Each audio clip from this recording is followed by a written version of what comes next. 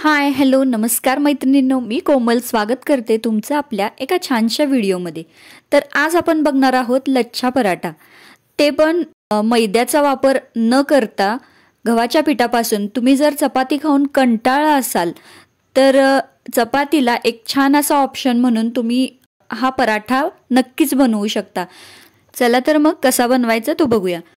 कणिक मळून घेतलेली आहे। इथं मी मैद्याचा वापर न करता कणिक मळताना मी गव्हाचं पीठ घेतलेलं आहे आणि गव्हाच्या पिठामध्ये थोडंसं मीठ आणि तेल घालून आपण जसं चपातीला कणिक मळतो त्याचप्रमाणे पण थोडीशी घट्ट अशी कणिक मळून मी घेतलेली आहे।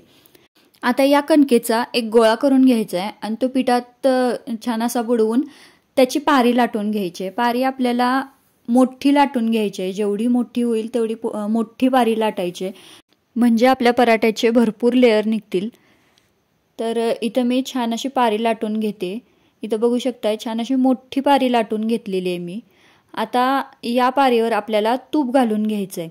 तूप मी 2 चमचे तूप घालून घेतलेलं आहे, तुपामुळे टेस्ट छान येते। त्यानंतर यामध्ये मिरची पावडर आणि थोडासा घरात बनवलेला गरम मसाला मी इथं घालून घेतलेला आहे आणि हे आपल्याला छान असं मिक्स करून सगळीकडे पसरून घ्यायचं आहे। तुपामुळे आपला पराठा एकदम असा खुसखुशीत होतो आणि खूप छान टेस्टला पण लागतो। तुम्ही तुपाऐवजी तेलाचा सुद्धा वापर इथं करू शकता। तर इथं पूर्ण असं सगळीकडे मी हा सगळा मसाला पसरवून घेते। छान असा मसाला पसरून झाल्यानंतर आपल्याला यामध्ये कसुरी मेथी टाकायची। कसुरी मेथी टाकल्यामुळे आपल्या पराठ्याला खूप छान असा फ्लेवर येतो आणि टेस्टला पण छान लागते, खमंग लागतो पराठा।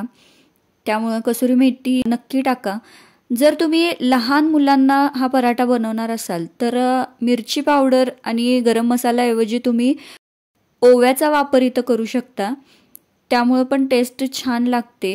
मी कसुरी मेथी नाही टाकली तरी चालते, फक्त तूप आणि ओवा घालून जरी हा पराठा केला तरी एकदम छान लागतो।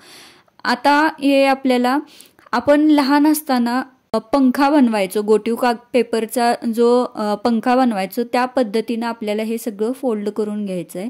एकसारखं छान असे लेयर्स करून घ्यायचे, फोल्ड करून घ्यायचं आहे आणि ते आपल्याला छान असं गुंडाळून घ्यायचं आहे। छान असा त्याचा रोल करून घ्यायचा। इथे मी दाखवलेल्या पद्धतीने तुम्ही छान असा त्याचा रोल करून घ्या, छान लेयर्स करा। यामुळे जेव्हा आपण पराठा भाजतो त्यावेळेला खूप छान असे लेयर्स पडतात त्याचे आणि ते खायला पण खूप छान लागतं। आता हे पीठ लावून छान आपल्याला लाटून घ्यायचा आहे। हा पराठा थोडासा जाड ठेवला तरीही चालतो, छान असा लाटून घ्यायचा। एकसारखा असा लाटताना पण आपल्याला त्याचे लेयर्स कळतात। इथं बघू शकताय खूप छान असे लेयर्स पराठ्याला आलेले आहेत आणि छान असा मी पराठा लाटून घेते।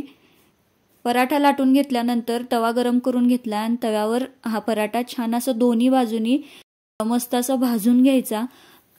खमंग असा छान भाजला जातो आणि त्याला तूप लावून दोन्ही बाजूनी खरपूस असं भाजून घ्यायचा।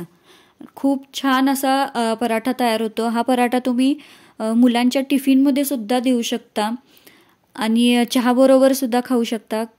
छान असा खमंग पराठा इथं आपला तयार झालेला आहे। मोठेच काय तर लहान मुलं सुद्धा हा पराठा खूप आवडीनं खातील, एकदा नक्की करून बघा। खूप छान असा पराठा हा बनवून तयार होतो। हा तुम्ही चहाच्या वेळेत चहाबरोबर सुद्धा हा पराठा खाऊ शकता। सकाळी नाश्त्यासाठी किंवा दुपारी जेवणासाठी तुम्ही कोणत्याही भाजी बरोबर हा पराठा जर खाल्ला तर खरंच खूप छान लागतो।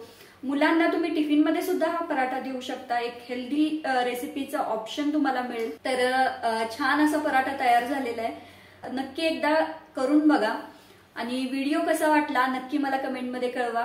व्हिडिओ थोडा जरी आवडला असेल तर व्हिडिओला एक लाईक नक्की करा। चॅनलवर नवीन असाल तर चॅनलला सबस्क्राईब करा। पुन्हा भेटू अशाच एका छानशा व्हिडिओमध्ये। तोपर्यंत खुश रहा, आनंदी रहा आणि स्वतःची काळजी घ्या। धन्यवाद।